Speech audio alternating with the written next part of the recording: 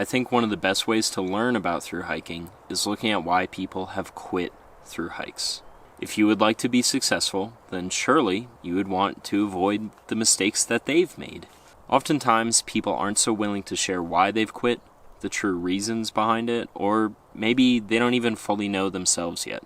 So today, we'll be looking at all the through hikes I have quit. A theme throughout this, pretty much every single time, something big didn't go as planned.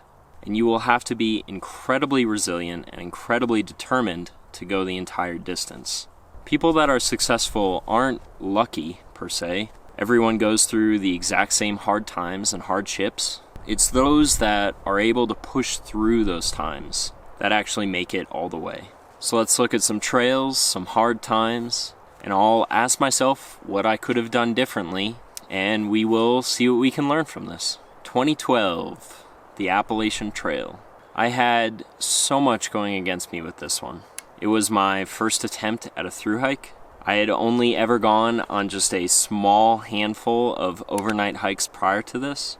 I had never used a lot of the gear that I was taking. I outright refused to do any research or planning or looking into what I was getting myself into. I was carrying a backpack that was upwards of 70 pounds in weight. I did not have very much money. And frankly, I didn't even know where the Appalachian Trail started or ended. This is a similar story to many people. Some handle it better than others. If maybe one or two more little things had been in my favor, say I had a little bit more money, I possibly would have been successful. Instead, I quit the Appalachian Trail just a few hundred miles in at Hot Springs, North Carolina. I was already running out of money. I was in a lot of pain because of my really heavy backpack. I just really didn't know anything about through hiking. So the idea here is to do everything you can to bring the odds in your favor. I had done absolutely nothing to bring the odds in my favor, and so I quit. What could have helped me the most in 2012 was simply doing more research, learning how much money a through hike cost, and possibly how I could have done it cheaper at the time. Learning that 70 pounds is way too heavy for a backpack. Looking up what others had used and possibly carrying less from the very get-go. I still at the time don't think I would have gone the entire distance, but I certainly would have had much higher chances if I had done a lot more research before even beginning.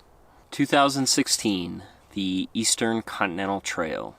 In 2016, I successfully walked 5,000 miles across the country, including the Appalachian Trail, the International Appalachian Trail, the Pinhoti Trail, and in the process of all this, setting a speed record on the Florida Trail, averaging 40 miles a day for 28 days straight. I had done all the planning, I had done all the preparations, I had saved all of the money that I could have possibly saved. I was in fantastic shape, and I had already done thousands of miles of shakedown hikes prior to this. In this case, I had done everything right, and all of the odds were in my favor. Even still, one thing almost took me off the trail very early on. I had gotten in the habit of setting up my phone on a rock or in a tree or on the ground and trying to take a self-timer photo of myself and the landscape behind me. You know, a lot of these trails, I wasn't running into very many people. I couldn't just ask someone to take my photo, and I felt like having myself in a photo gave the landscape nice perspective. Seems like a totally harmless thing. But one of those times, I set up my phone to take a photo. I turned on the 10 seconds, and I ran. I went to jump on a rock to get into some position. I slipped off that rock, and I sprained my ankle. This was less than 400 miles into my 5,000-mile hike. And I remember lying down in an open grassy field and just crying because I felt like, because of this stupid little thing, my hike, my year, it was all over, it was all done, right then and there. I was fortunately close enough to a town where I was able to hobble all the way there. My ankle swelled up like a giant purple sausage, And in a lot of ways, I think I got lucky that I was able to take a week off. I had the money to take a week off. Weather was on my side. I was able to heal and continue on slowly until I felt back to my normal self. So in this case, just remember that even harmless things sometimes can have catastrophic results. So regardless of the situation or the activity, just please be careful. Especially if you've invested a lot of time and money and all of your resources into doing something. Just be careful. 2017, the Appalachian Trail and the International Appalachian Trail. I came back a year later to repeat the northernmost 500 miles of the Appalachian Trail, and then I was going to continue on north on the International Trail all the way up to the northernmost point in Newfoundland. But with one big thing different about this hike than the others, I was doing it with my then girlfriend. We hadn't known each other for the longest amount of time, and I found out very quickly hiking with someone else is extremely difficult. She had been hiking the Appalachian Trail when I joined her, so she was significantly more fit than I was at the time, having already done like 1,500 miles of the trail, and so our paces naturally did not align. I was fresh and full of money after a season of working in between hikes, and so our budgets didn't even sort of align. Doing things differently, I would be extremely hesitant about starting a thru hike with someone else, and especially hesitant about joining someone else on their thru hike. Hiking with someone is already hard enough, but then joining someone when they're thousands of miles in, they're in better shape, they're running out of money, they have an entire trail family and group that they've possibly been hiking around, it really adds a lot of strain onto the friendship or the relationship. These hard conversations need to be had about pace and budget and what happens when you get on someone's nerves or what happens when someone is having a bad day. It's not often easy enough to just, give them space or try and be like the happy-go-lucky person. So really getting out together, hiking together, and just getting to know each other in that space where you're putting your body through this stressful situation is very important. And we had not really done that prior. 2018, the Pacific Crest Trail, and I was extremely unsuccessful. I had saved up enough money, I had planned every little thing down to a T, I had my gear totally dialed in to exactly how I want it, but I made two very large mistakes that we will get into. Around 200 miles in, descending Mount San Jacinto, I wound up tripping on a rock, rolling one ankle, and breaking two bones in my other foot. It was one of the ones in the middle and then a toe. And I wound up hiking on those two broken bones for another 800 miles before I quit. In hindsight, sounds extremely stupid. And it is. But at the time, I didn't know they were broken. My foot didn't swell up. My feet didn't have any sort of discoloration. Some days the pain was very manageable, and then other days the pain was horrendous. So I didn't know what was wrong. I had even tried to take a week off to heal up and see if anything got better. So the two big mistakes that led into this was that I did not train hard enough before embarking on this journey, and I also did not pace myself well enough in the beginning. I was not in the greatest shape of my entire life, and I also started out this hike quite fast because my goal was quite large. So although I had enough money, I had planned it really well, it just did not matter. You can do everything right and something still can go wrong.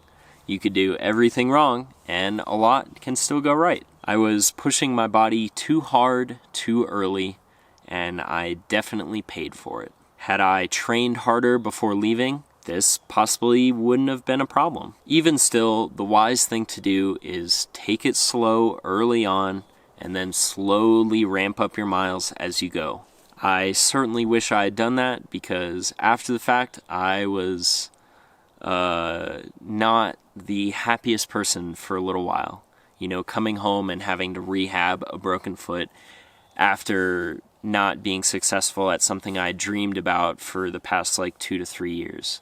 Sometimes it's these very easy little things that you can do that really make all the difference. 2019, the Pacific Northwest Trail.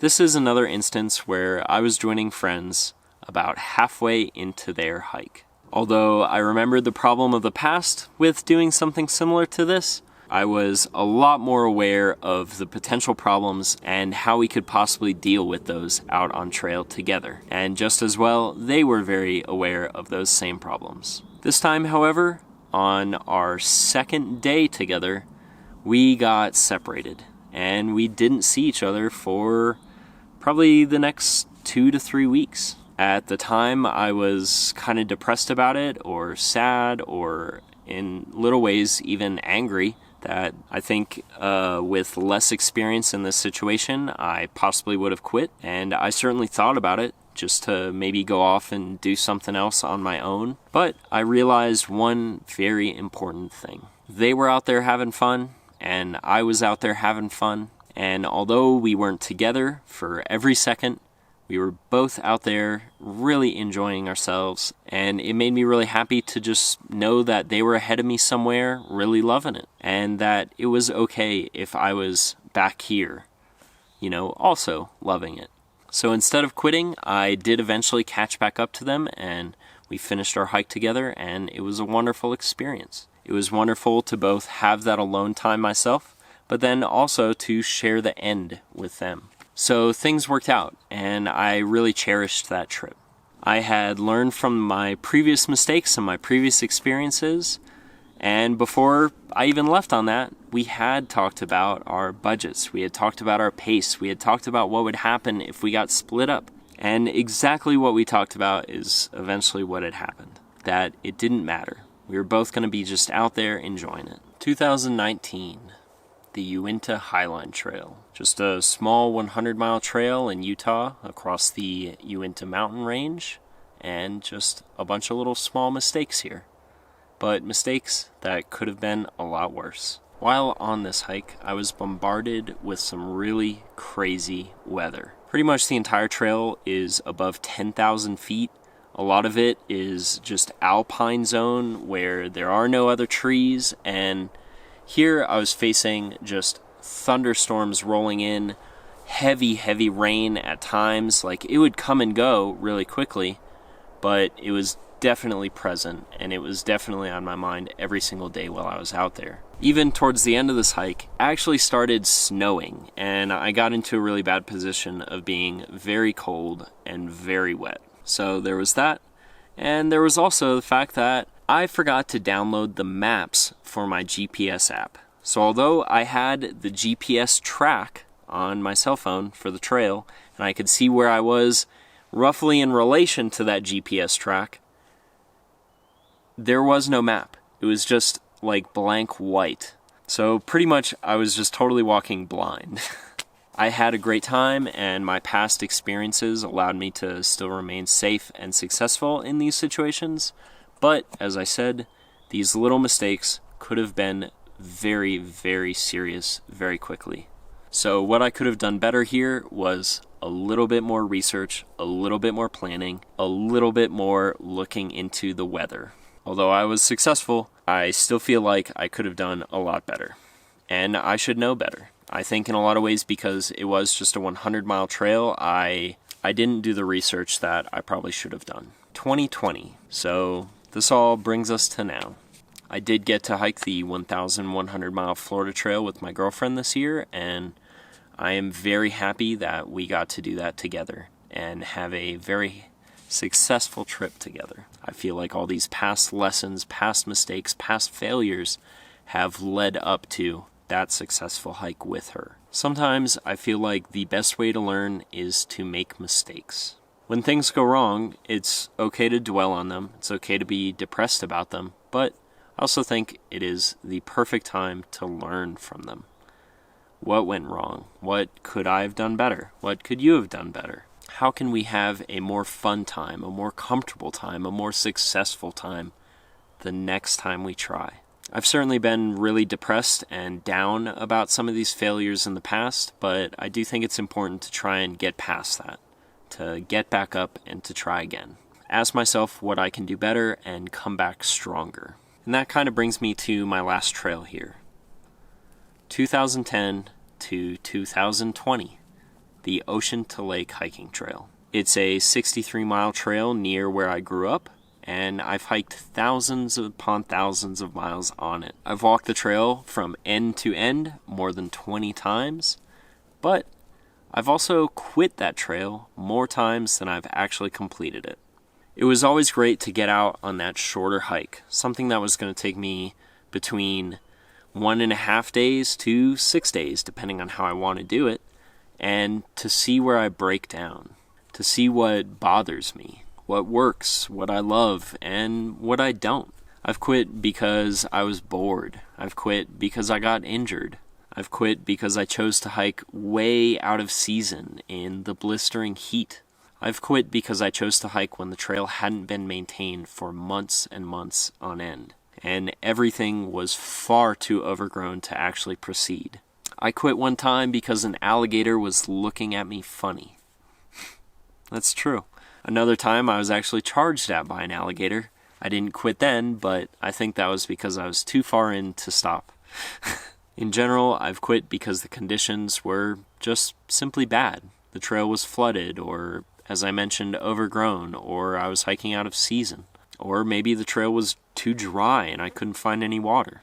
I'm sure I've quit for that reason too. I have quit that trail so many times when I intended to hike the entire thing. I think failure is the time to learn. And especially, I think putting yourself in bad situations near home is the perfect way to really push that boundary. And that is why I continuously hiked that trail in every month of the year, in every condition possible. And because I am home, it is still a safe experience. You know, having a friend pick me up, calling an Uber at a trailhead, or having my parents come get me in really weird, far-out places. That trail is my training grounds. And although I wasn't successful every single time I ever hiked it, I learned a lot more from those mistakes and those bad situations that I put myself in. I hope putting all of my mistakes out there in this video have helped you learn as well. As a quick summary of the things that have happened to me, and also stuff that happens to other people to cause them to quit that just hasn't happened to me yet. You could have too heavy of a backpack that causes you to get injured. You could run out of money. You don't pace yourself and wind up getting hurt going too fast too soon. You go too slow and wind up getting blocked by weather and not being able to finish the trail. You possibly didn't do enough research. You find that maybe this isn't something you enjoy for long periods of time. You get bored. Maybe you quit because you miss your family. You aren't checking yourself for ticks, and maybe just in general not taking well enough care of yourself, not staying clean, you know, and you get some sort of illness or disease. Maybe your body isn't prepared and you could have trained a little bit harder. And the list goes on and on and on. Personally, in like 2014, 15, I was looking into this a lot. You know, why do people quit through hikes? After saving up so much money and investing so much of your time and your thought and just resources and looking into this and dreaming about this for so long, why do people quit? Before my 5,000-mile hike in 2016, I really researched that stuff and asked myself, is this something that could take me off the trail? You know, what can I do to help prevent that?